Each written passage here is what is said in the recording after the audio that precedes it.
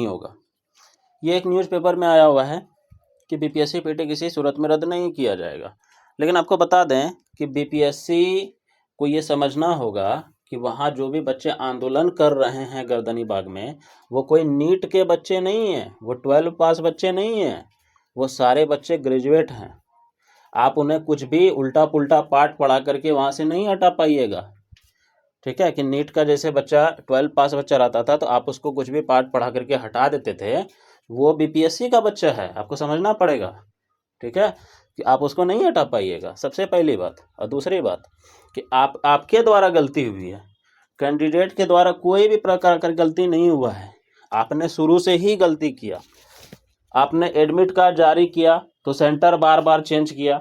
आप सेंटर क्यों चेंज करिएगा? एक बच्चे का पहले आप सेंटर गया दीजिएगा, उसके बाद उसका सेंटर नवादा डालिएगा। ये कहाँ तक सही है? उसके बाद आप 13 तारीख को एग्जामिनेशन लेने में अड़ गए, आप कुछ भी पोस्टपोन, इतना हल्ला हुआ, इतना हो हंगामा हुआ, लेकिन आप 10-12 दिन 15 दिन भी पोस्टपोन के लिए नहीं माने। ठीक है, ये आपकी गलती यहाँ पे आप बिल्कुल नहीं मान रहे हैं। देखिएगा, सारा गलती आप कैंडिडेट के ऊपर में थोप रहे हैं। और नॉन सीरियस का जहाँ तक बात है, तो मुझे तो बीपीएससी का चेयरमैन से ज़्यादा नॉन सीरियस कोई लगता ही नहीं है, क्योंकि वो सारा का सारा दोष स्टूडेंट के ऊपर में थोपते जा रहे हैं। आपको पता नहीं है कि आपने कितना एडमिट कार्ड जारी किया है? आपको ये नहीं पता है कि कितने बच्चे सेंटर पे एग्जाम देने के लिए आएंगे?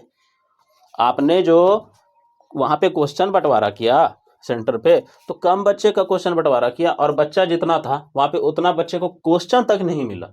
आप सोच सकते हैं, कई वीडियो भी अवेलेबल है यूट्यूब पे। एक बच्ची जो कि यहाँ से दिल्ली गई घूम करके, और वो बताई यूट्यूब पे, उसका वीडियो भी वायरल हुआ कि मैं एग्जामिनेशन नहीं दे पाई क्योंकि मुझे क्वेश्चन ही नहीं मिला।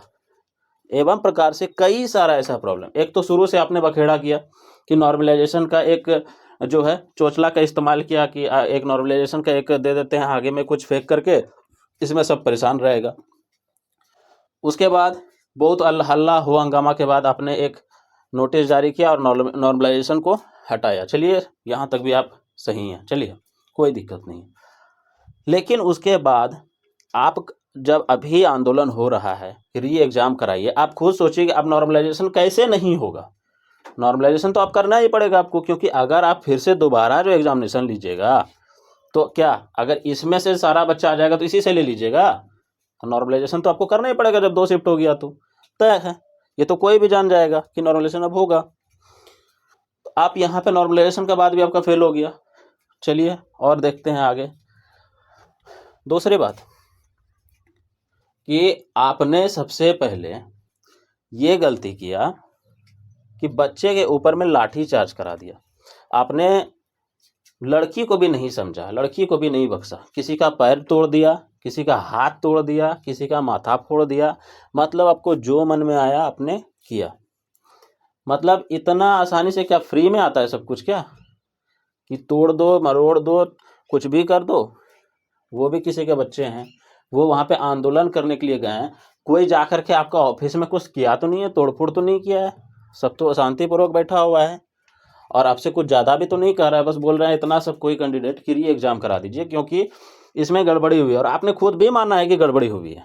और अगर आपने नहीं माना तो ये दूसरा एग्जाम कैसे हो रहा है? सोचने वाला बात है।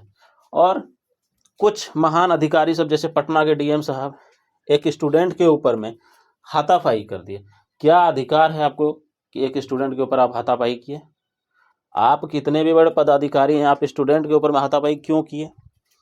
ठीक, आप जो कर रहे हैं वो क्या गलत नहीं है? आप क्या स्टूडेंट नहीं थे कभी? क्या आप भी तो स्टूडेंट ही थे ना? तो आप भी एक स्टूडेंट थे। आपको ये समझना पड़ेगा कि ये गलत के खिलाफ ये सब कुछ जो है आंदोलन कर रहे हैं। गलत हुआ है इसलिए आंदोलन कर रहे हैं। अगर गलत नहीं होता तो किसी को शौक नहीं है कि रात को 1 बजे ठंडा के खुला आसमान में नीचे जाकर के बैठे। बच्चा रो रहा है, आप जाकर के एक बार देखिए कि स्टूडेंट रो रहा है, लड़के रो रहे हैं। क्यों?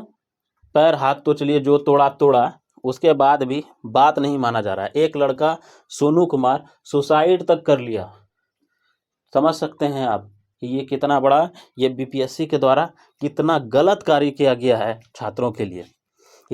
एक लड़का सुसाइड तक कर लिया। क्यों? क्योंकि बीपीएससी की इस प्रकार के रवैये के कारण वो परेशान हो गया। एक सिस्टम ने एक बच्चे को मार दिया। समझ सकते हैं आप कि ये बीपीएससी एक खूनी आयोग के रूप में भी उभर के आ गया, लेकिन फिर भी ये अड़ा हुआ है। अरे अंग्रेज तो फिर भी मान गया था, लेकिन आप तो उससे भी ज़्यादा अपने आप को समझ रहे हैं कि हम जो हैं हिटलर के से बहुत ज़्यादा ऊपर है, हम तो मानेंगे ही नहीं। लेकिन एक बात बता दें, ये बीपीएससी के कैंडिडेट हैं, आपको मानना पड़ेगा। और जो भी पुलिस वाले दरोगा बाबू सब जो आज लाठी चला रहे हैं ना जिन कैंडिडेट पे, तो आपको बता दें दरोगा बाबू और जो भी कांस्टेबल साहब हैं, आप जिन स्टूडेंट के ऊपर में लाठी चला रहे हैं, कल उन्हीं 4 लाख बच्चे में से कोई एसडीएम और कोई डीएसपी बन के आएगा। उस समय आप उससे नज़र मिला पाइएगा? नहीं मिला पाइएगा, क्योंकि जब आप किसी के ऊपर में लाठी चलाए रहेंगे ना, और वही कैंडिडेट अगर आ गया बन करके एसडीएम बन के या डीएसपी आपका सीनियर बन के आ जाता है, तो किस नज़र से आप उससे नज़र मिला पाइएगा? थोड़ा सोच के देखिएगा कि ये पॉलिटिशियन तो आपका 5 साल तक जो है रहा, हो सकता है वो बदल भी जाए, लेकिन आपको उनके साथ जो है हमेशा डिपार्टमेंट में काम करना है। और ये उन्हीं 4 लाख बच्चे में आएंगे ना जो फॉर्म भरे हैं, उन्हीं में से सेलेक्ट होंगे। तो आप जब लाठी चला रहे हैं, हो सकता है आप जिनके ऊपर में लाठी मारे, जिनका पैर तोड़े, वही एसडीएम का कुर्सी पे आके बैठ गया, तब आप क्या करिएगा उस समय? तो इसलिए जो भी लाठी वाठी भी चला रहे हैं, वो भी थोड़ा सोच समझ करके, बहुत सोच समझ के चलाने की ज़रूरत है कि वो कैंडिडेट जो हैं वो कोई आतंकवादी नहीं हैं। वो कैंडिडेट जो हैं एक सिंपल सा मांग लेकर के बस हैं कि हमको ज़्यादा कुछ नहीं चाहिए, री एग्जामिनेशन करवा दीजिए बस।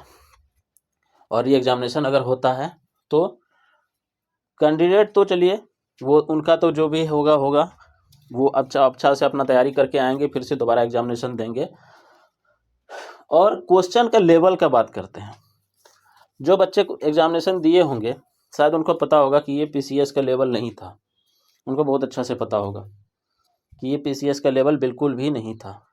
बच्चे ठंड में, कड़कड़ाते ठंड में, 13 दिसंबर को याद करिए कितना ठंडा आप सेंटर देते हैं। आप पहले 300-400 किलोमीटर दूर तक सेंटर देते हैं। बिहार में क्या आसपास के ज़िले में सेंटर उपलब्ध नहीं है? आसपास के ज़िले में भी सेंटर है, लेकिन आप सेंटर कहाँ देते हैं? उठा करके सेंटर आप जो बांका के बच्चे, भागलपुर के बच्चे हैं, उनका सेंटर आप उठा करके मोतिहारी, मधुबनी, सासाराम, यहाँ वहाँ पटक दे रहे हैं।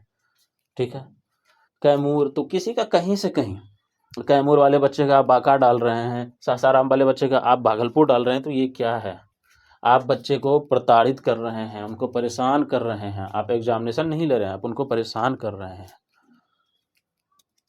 और पिछले कुछ दिनों से ये देखा जा रहा है कि बीपीएससी की परीक्षाओं में, शायद इस बार तो पता चल गया, हो सकता है कि और भी कुछ गलती हुआ होगा, इसके पहले भी 69, 68 सब में भी कुछ गलती हुआ होगा, लेकिन एक बार और गलती हुआ था तो री एग्ज़ाम को कराया गया था। लेकिन इस बार तो ये अड़ गया है आयोग कि री एग्जामिनेशन को नहीं कराएंगे। लेकिन आपको बता दें कि ये कैंडिडेट, मैंने शुरू में भी कहा कि ये कैंडिडेट नीट के स्टूडेंट नहीं हैं। ये जो नीट का तैयारी करते हैं वो स्टूडेंट नहीं है। 11-12 का तैयारी करने वाली ये जो 12 पास करके नीट का तैयारी करते हैं, वो ये स्टूडेंट नहीं है। ये सारे ग्रेजुएट स्टूडेंट हैं। ये वो स्टूडेंट हैं जिनको खुद पता है कि मेरा एबिलिटी क्या है। ये वो स्टूडेंट हैं जो कल दिन किसी ना किसी पोस्ट को संभालेंगे, और ये भी ऑफिसर के रूप में ही आएंगे। और जो अधिकारी आज उनका पिटाई कर रहे हो सकता है उनका सीनियर ही बन करके आएंगे। तो आप समझ सकते हैं कि ये वो स्टूडेंट नहीं है। ये सारे सीरियस स्टूडेंट हैं। अगर ये नॉन सीरियस स्टूडेंट रहते तो शायद इन कहा जाता कि चलिए नॉन सीरियस स्टूडेंट है, इनमें कोई सीरियसनेस नहीं है, जैसे मन तैसे एग्जामिनेशन को निकाल दीजिए।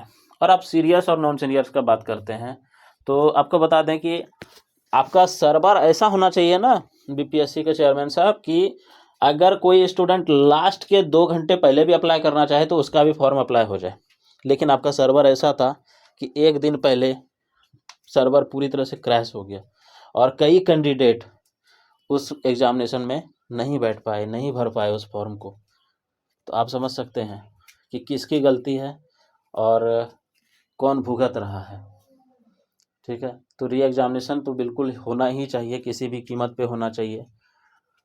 और आज तो कुछ देर पहले भी मीटिंग हुई थी कुछ बड़े अधिकारी भी आए थे, स्टूडेंट लोग से बातचीत हो रही थी, और स्टूडेंट अब यही मांग रहे हैं, कैंडिडेट यही मांग रहे हैं कि हमको सीएम से मिलना है, क्योंकि अब उनको किसी और पे विश्वास है भी नहीं।